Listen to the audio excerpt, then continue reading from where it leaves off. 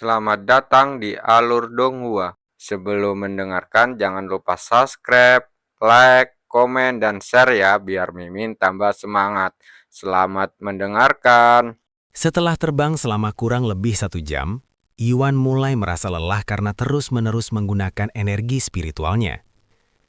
Bagaimana mungkin aku sudah merasa lelah? Aku punya lebih dari 100 juta Qi. Yuan bingung mengapa Qi-nya cepat habis padahal ia memiliki lebih dari 100 juta Qi. Entah terbang membutuhkan sejumlah besar Qi untuk dipertahankan, atau jumlah Qi yang besar itu tidak sebanding dengan jumlah Qi yang sebenarnya dimilikinya. Tidak heran mengapa para kultivator lebih suka berjalan daripada terbang. Dia menghela napas dalam hati. "Bertahanlah sedikit lebih lama, Kakak Yuan," kata Xiaoha tiba-tiba kepadanya. "Ada kota kecil di depan. Kita bisa beristirahat di sana." Beberapa menit kemudian, Iwan dapat melihat tembok kota dengan bangunan-bangunan di dalamnya beberapa mil di kejauhan. Meskipun tampaknya tidak sebesar kota roh, kota itu masih cukup luas. Anda telah menemukan kota Pang. Beberapa saat kemudian, Yuan dan Xiaoha turun dari langit dan mendarat di dekat pintu masuk kota, seketika menarik perhatian semua orang di sana. "Seorang ahli, dia seorang ahli. Aku belum pernah melihat siapapun terbang tanpa bantuan pedang terbang." Orang-orang di sana mulai bergumam satu sama lain dengan penuh kekaguman. Tatapan mereka dipenuhi rasa hormat. Ketika para penjaga di gerbang melihat Yuan dan Xiaoha, mereka segera mendekati mereka dan membungkuk.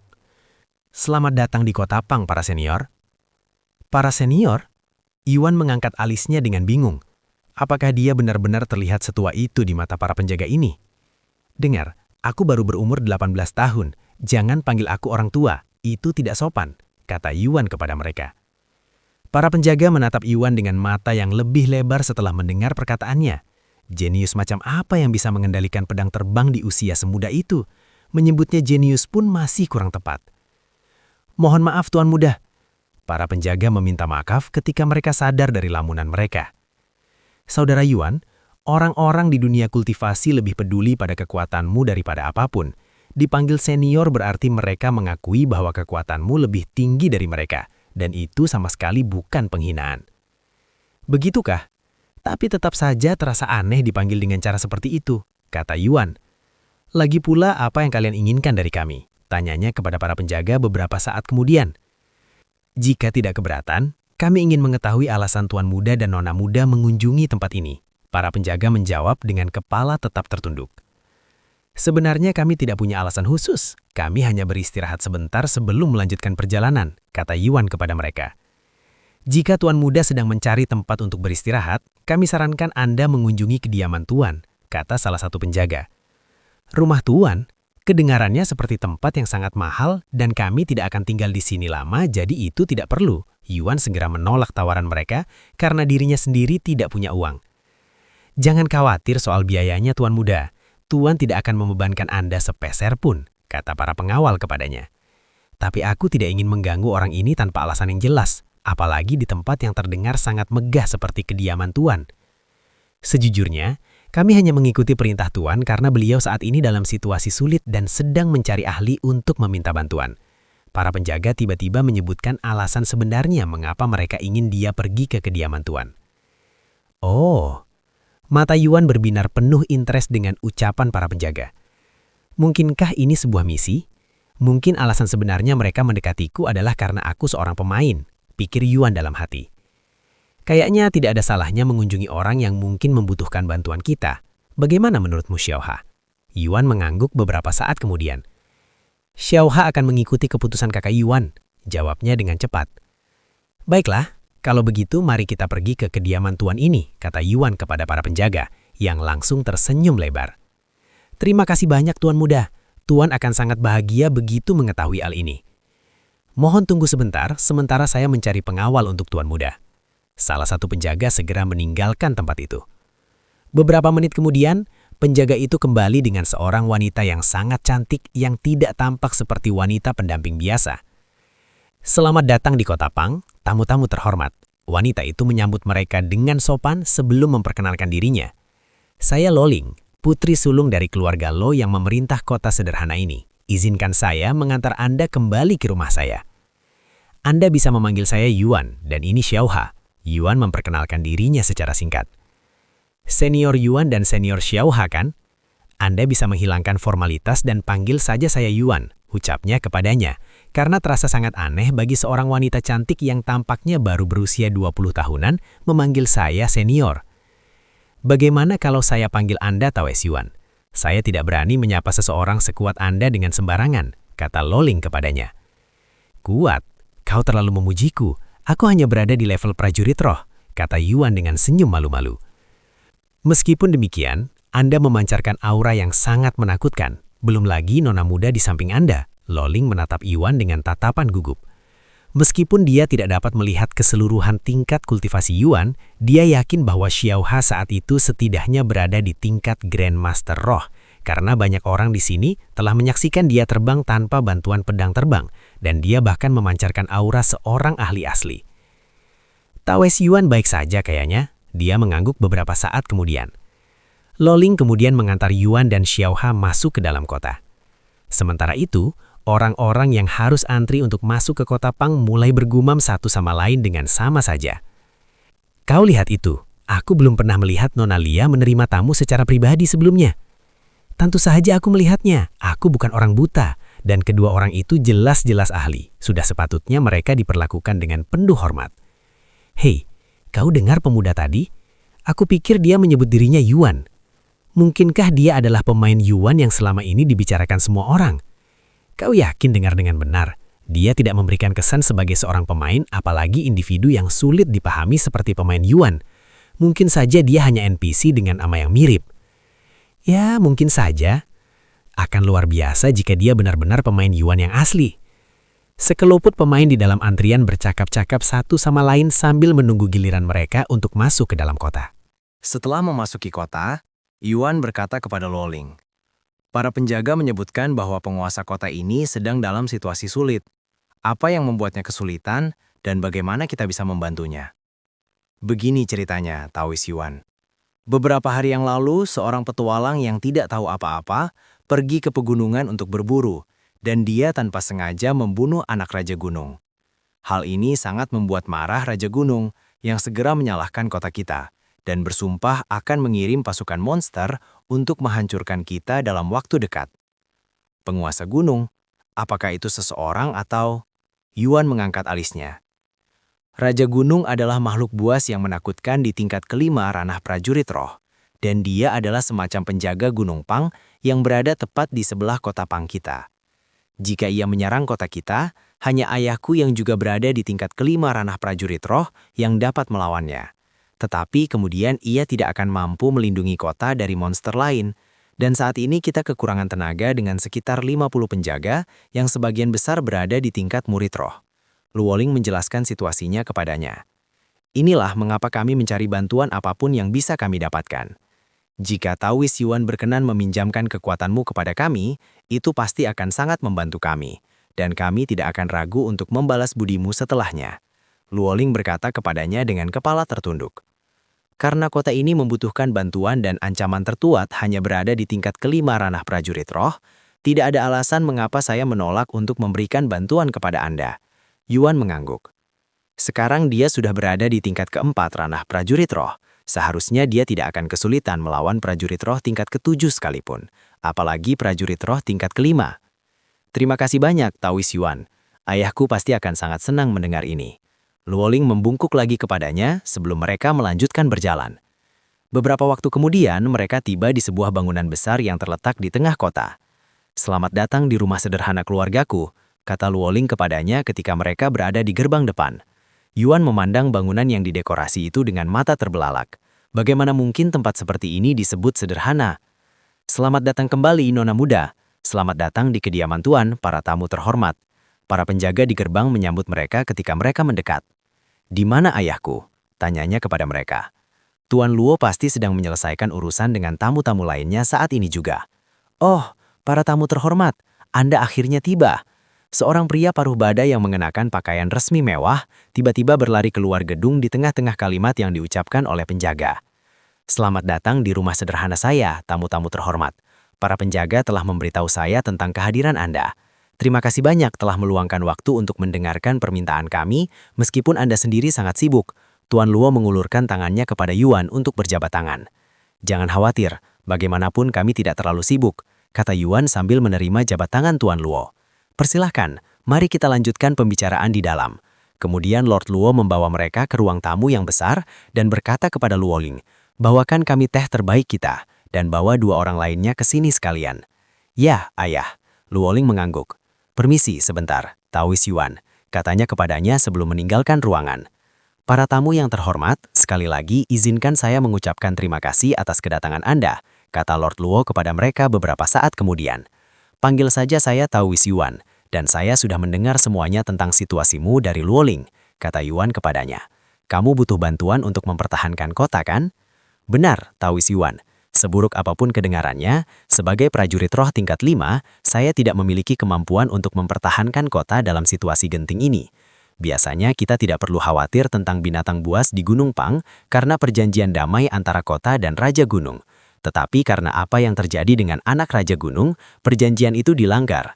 Kami bahkan sudah mencoba membawa pelakunya langsung ke Raja Gunung, berharap setidaknya itu akan menyelamatkan orang-orang tidak bersalah di kota. Tetapi sayangnya Raja Gunung terlalu diliputi amarah untuk peduli. Tuan Luo berbicara dengan suara menesah.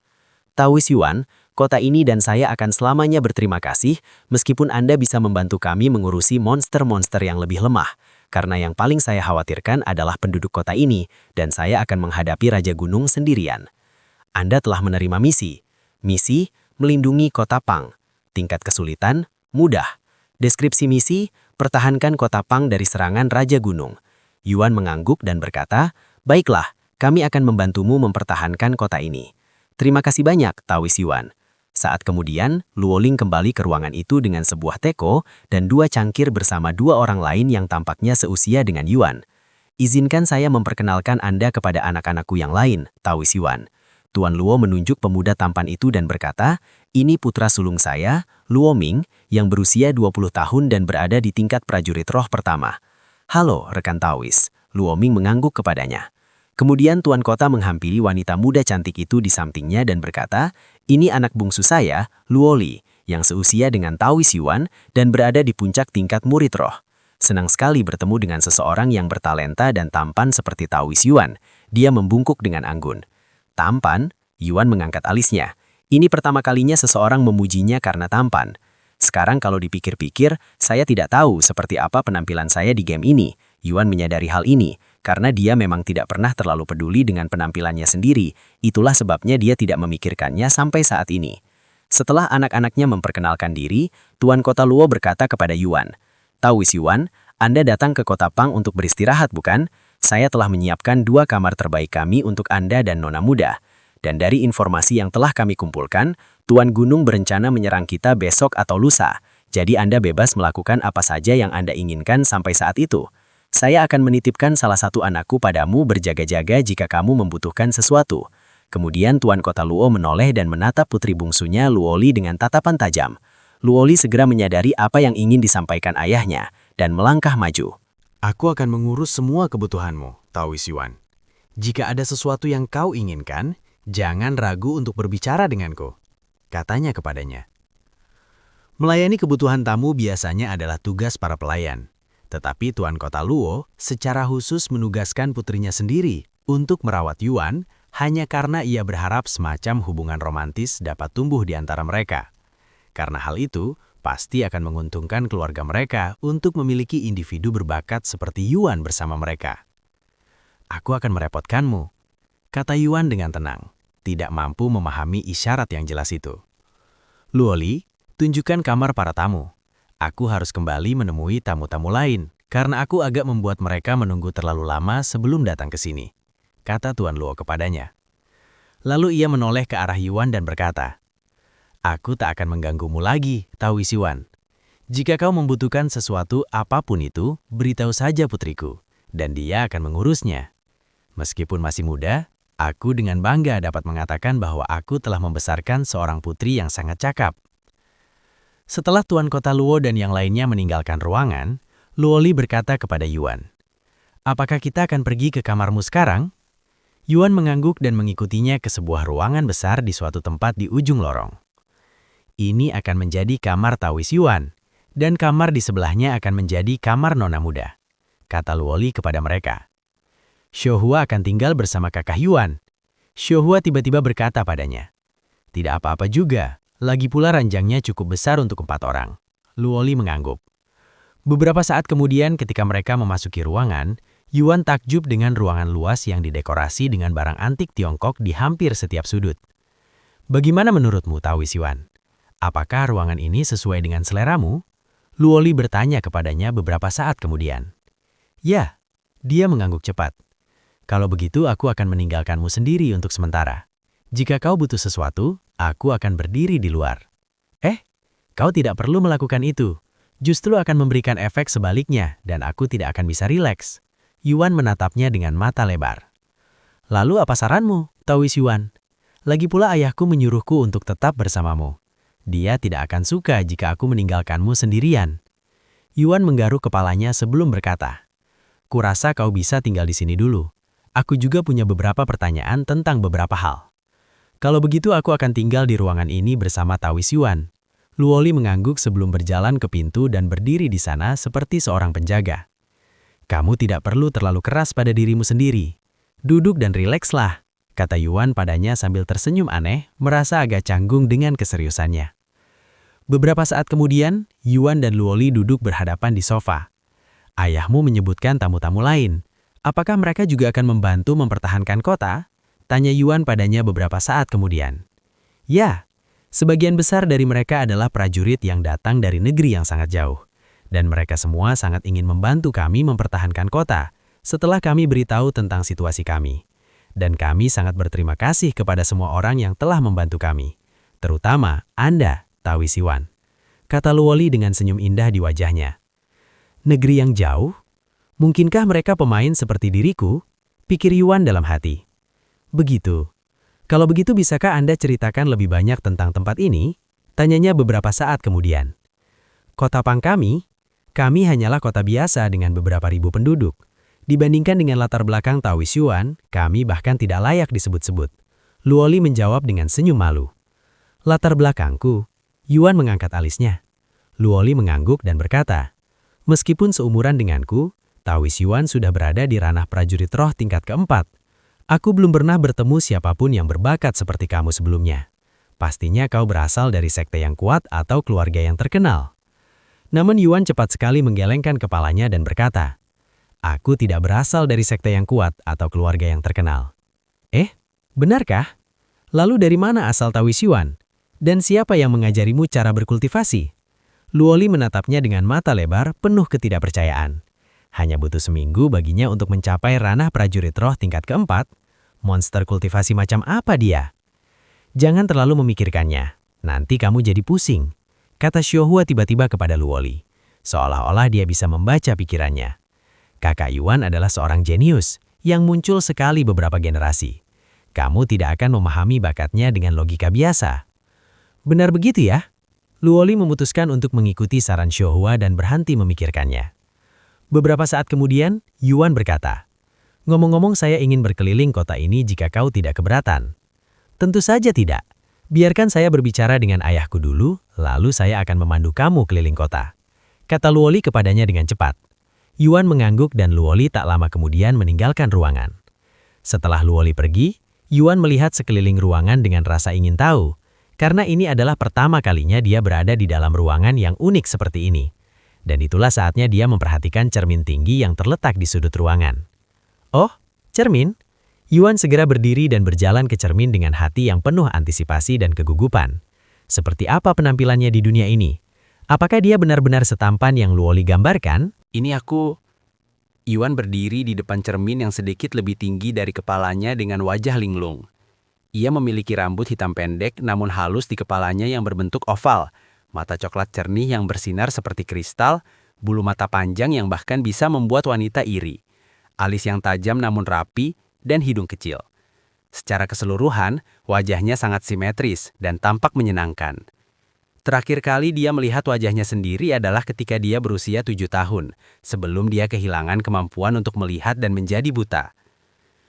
Jika saya ingat dengan benar, Euro pernah menyebutkan bahwa penampilan seseorang dalam permainan akan sangat mirip dengan penampilan mereka di dunia nyata. Itulah sebabnya saya memasuki permainan ini dengan avatar yang sudah dibuat untuk saya. Namun saya tidak tahu seperti apa penampilan saya di dunia nyata, dan sudah lebih dari 10 tahun sejak terakhir kali saya melihat wajah saya sendiri. Jadi saya tidak dapat memastikan apakah wajah ini benar-benar menyerupai penampilan saya yang sebenarnya atau tidak. Selain itu, karena dia tidak mengetahui standar penampilan seseorang, dia tidak bisa benar-benar mengatakan apakah dia benar-benar tampan atau tidak. Oleh karena itu, dia memutuskan untuk meminta pendapat orang lain. "Xiaohua, aku punya pertanyaan untukmu," kata Yuan tiba-tiba padanya. "Ada apa, Kakak Yuan?" Lalu dia menunjuk wajahnya sendiri dan bertanya dengan ekspresi serius. "Tanpa bermaksud memihak, apa pendapatmu tentang penampilanku? Apakah menurutmu aku tampan atau aku jelek?" Xiaohua menatapnya dengan mata lebar, tampak terdiam karena pertanyaan mendadak itu. Beberapa saat kemudian, dia berbicara dengan suara malu-malu dan pipi sedikit merona. "Xiaohua berpikir Kakak Yuan sangat tampan. Benarkah? Apa kau yakin kau tidak hanya memujiku karena tidak ingin menyakiti perasaanku?" "Tidak apa-apa untuk mengatakan yang sebenarnya, Xiaohua," kata Yuan padanya, karena ia merasa penilaiannya mungkin agak kurang tepat karena hubungan mereka. "Xiaohua mengatakan yang sebenarnya, Kakak Yuan sangat tampan," Xiaohua berkata lagi, tetapi kali ini wajahnya memerah. "Baiklah, aku akan percaya penilaianmu," Yuan mengangguk. Xiaohua terdiam. Mengapa dia menginginkan umpan balik seperti ini? Bukankah dia sudah bercermin barusan? Siapapun yang waras pasti setuju bahwa Yuan tampan. Atau apakah dia hanya ingin menggodanya? "Kenapa kau menanyakan penampilanmu, Kakak Yuan? Apakah karena gadis lo itu?" Ia memutuskan untuk bertanya padanya. Namun Yuan dengan cepat menggelengkan kepalanya dan berkata, "Tidak, aku hanya penasaran, karena memang aku tidak pernah terlalu peduli dengan penampilanku sendiri." "Jangan khawatir, Kakak Yuan. Di dunia kultivasi, penampilan seseorang tidak begitu penting. Selama kau bertalenta dan kuat, kecuali kau memiliki wajah terburuk di dunia, kau akan mampu menarik perhatian para gadis. Dan karena Kakak Yuan bertalenta dan tampan, di masa depan kau pasti akan dikelilingi oleh para wanita cantik yang memperebutkanmu." Mengira Yuan khawatir tentang penampilannya, Xiaohua memutuskan untuk menghiburnya. "Hahaha, penampilanku bukanlah hal yang paling kukhawatirkan, Xiaohua." Yuan tertawa getir. Beberapa menit kemudian, Lori kembali ke ruangan. Namun penampilannya sedikit berbeda dari sebelum dia pergi. Seolah-olah dia kembali dengan lebih cantik. Jelas terlihat bahwa selain berbicara dengan ayahnya, Lori juga meluangkan waktu untuk mempercantik penampilannya dengan riasan tipis. Tentu saja, sebagai seseorang yang tidak terlalu memperhatikan penampilan, Yuan sama sekali tidak menyadari fakta ini. "Dawis Yuan, saya sudah memberitahu ayah saya tentang keinginan Anda untuk berkeliling kota. Kita bisa pergi kapan saja Anda mau," katanya kepadanya. "Baiklah, kalau begitu mari kita pergi sekarang." Beberapa saat kemudian, mereka meninggalkan kediaman Tuan Lo. "Kemana Anda ingin berkunjung pertama kali, Dawis Yuan?" tanya ia begitu mereka berada di luar. Yuan menganggukkan bahu dan berkata, "Aku tidak tahu apa saja yang ada di kota ini, jadi aku akan membiarkanmu memilih tempat yang ingin dikunjungi." Namun karena ini adalah pertama kali Lori memandu tur, dia juga tidak yakin kemana harus pergi. Oleh karena itu, dia memutuskan untuk berjalan-jalan di sekitar kota sampai mereka menemukan sesuatu yang akan menarik minat Yuan. Warung buah di sana dikelola oleh Ibu Yiying dan selalu menyediakan buah-buahan terfresh di kota ini. Itu adalah toko harta karun Tuan Wang, satu-satunya toko senjata di kota kita. Ini adalah kawasan permukiman, tempat sebagian besar warga tinggal. Gedung di sana itu adalah klinik Li. Lori memberikan penjelasan singkat tentang sebagian besar toko dan bangunan yang mereka lewati, dan Yuan mendengarkannya dengan wajah ceria, seolah-olah dia berada di taman hiburan. Namun, ia akan menunjukkan minat terbesar ketika Lori berbicara tentang bangunan-bangunan yang berhubungan dengan makanan, dan setelah menyadari hal ini, Lori bertanya kepadanya, "Apakah Anda ingin mencicipi beberapa masakan terbaik kota Pang?" "Benarkah?" Yuan langsung bersemangat. Tetapi ketika dia ingat bahwa dompetnya hampir kosong, ia bertanya, "Aku hanya punya 10 koin emas, apakah itu cukup?" Merasa pertanyaannya agak konyol, Lori tak kuat menahan tawa kecil. "Dengan 10 koin emas, kau bisa makan apa saja di setiap menu di kota ini dan masih punya banyak uang sisa." "Apa? Makanan di sini semurah itu? Makanan terakhirku sangat mahal dibanding ini." Yuan terkejut mengetahui bahwa makanan di tempat ini sangat murah, terutama setelah dia menghabiskan 500 koin emas untuk makan sebelumnya. "Saudara Yuan, itu karena kau melahap makanan royal yang mahal. Makanan biasa paling berharga beberapa koin perak saja, kata Xiaohua kepadanya. Begiki ya, lalu tunggu apa lagi? Ayo kita makan sampai perut kita buncit, kata Yuan dengan cepat. Beberapa saat kemudian, Lori membawa Yuan ke salah satu restoran mereka yang terbesar dan terkenal. Kedai babi 100 gaya, Yuan menatap papan nama di atas pintu dengan mulut sedikit basah. Sesuai namanya, restoran ini spesialis di hidangan babi. Tentu saja, ada makanan lain di menu, tetapi mereka paling terkenal dengan hidangan babinya, kata Lori kepada mereka sebelum mereka masuk. Selamat datang di kedai babi 100 gaya, Nona Lori. Resepsionis langsung mengenali dan menyapa Lori. Meja untuk 3 orang, katanya. Saya mengerti, silakan ikuti saya. Lalu resepsionis mengantar mereka ke meja yang terbesar di ruangan, dan dengan mudah dapat menampung bahkan sebuah keluarga besar. Ini menunya, Nona Muda. Terima kasih. Ngomong-ngomong, Anda bisa mengirimkan tagihannya ke keluarga saya, kata Loli kepada resepsionis. Kau yakin? Tanya Yuan padanya ketika mendengar ucapannya. Iya, meskipun tidak seberapa, izinkan keluarga saya mentraktir Taois Yuan makan. Jika ayah saya ada di sini, beliau pasti akan mengatakan hal yang sama. Bagaimanapun, Taois Yuan tetaplah tamu kehormatan kami. Jika kami bahkan tidak bisa melakukan hal sesederhana memberi makan Anda, maka itu akan mempermalukan seluruh keluarga Luo, kata Luoli. Kau berlebihan, kata Yuan sambil tersenyum canggung karena dia tidak terbiasa dengan perlakuan bak bangsawan seperti ini. Pokoknya silahkan pesan apapun yang Anda inginkan, Taois Yuan. Keluarga saya akan menanggung semua tagihan Anda hari ini. Melihat senyum Luoli yang begitu memesona dan keras kepala, Yuan hanya bisa mengangguk dan menerima tawarannya. Beberapa saat kemudian, Yuan mulai memesan dari menu. Saya mau babi rebus ini, babi berbumbu ini, babi suwir ini, dan ini. Baik resepsionis maupun Luoli menatap Yuan dengan mata lebar saat dia terus menyebutkan nama hidangan demi hidangan hingga hampir semua hidangan yang tersedia di menu dapat disebutkan. Sementara itu, Xiaohua duduk santai di sana dengan ekspresi tenang, tampak seolah-olah dia sudah terbiasa melihat pemandangan ini. Baiklah, saya akan segera memberitahu para koki. Resepsionis itu segera meninggalkan meja mereka beberapa menit kemudian dengan tangan yang terasa sedikit mati rasa karena menulis hampir seluruh menu.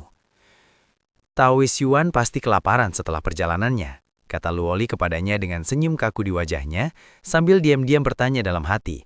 Apakah Yuan benar-benar mampu makan sebanyak itu? Ya, aku cukup lelah setelah menunggangi pedang terbang begitu lama. Yuan mengangguk. Jika Anda tidak keberatan bertanya, kemana Taois Yuan berencana pergi setelah Kota Pang? Tanyanya tiba-tiba kepadanya.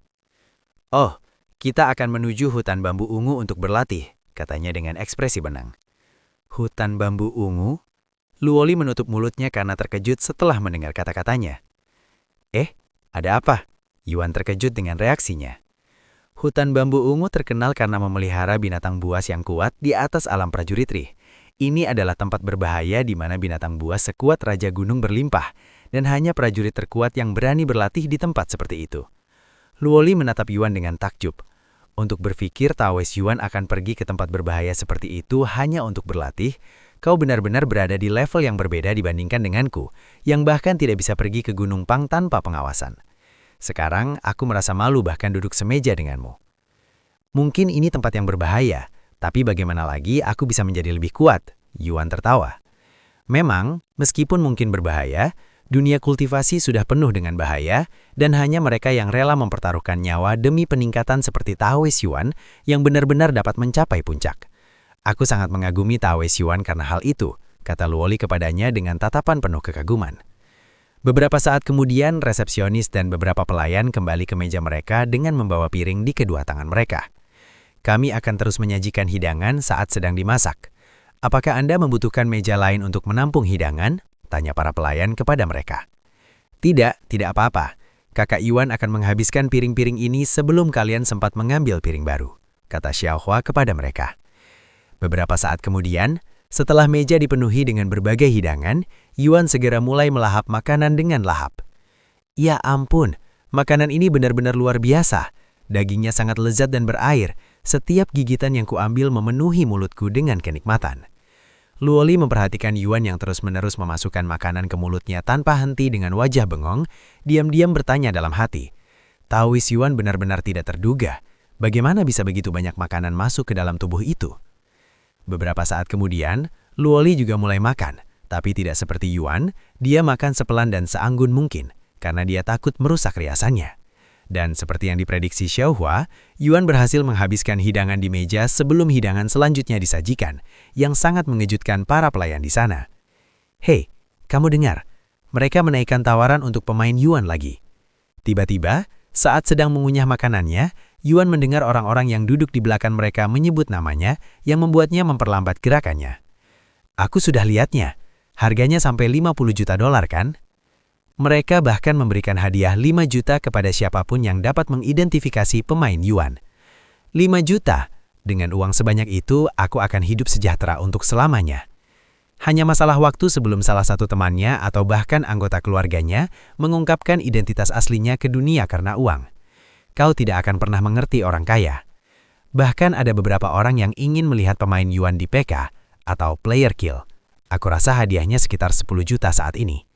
Hahaha, mau dapat hadiah atau tidak, kalau aku ketemu lagi pemain Yuan ini, aku pasti akan membunuhnya. Yuan perlahan berbalik untuk melihat sekelompok orang yang ngobrol keras di belakangnya dengan ekspresi tercengang. Pipinya yang bulat masih penuh dengan makanan. Pasti mereka sedang membicarakan orang lain dengan nama yang sama dengannya. Karena dia tidak mengingat melakukan sesuatu yang akan membuat pemain lain membencinya sampai memasang hadiah buruan di kepalanya. Sial, dia bahkan belum pernah bertemu pemain lain sampai sekarang.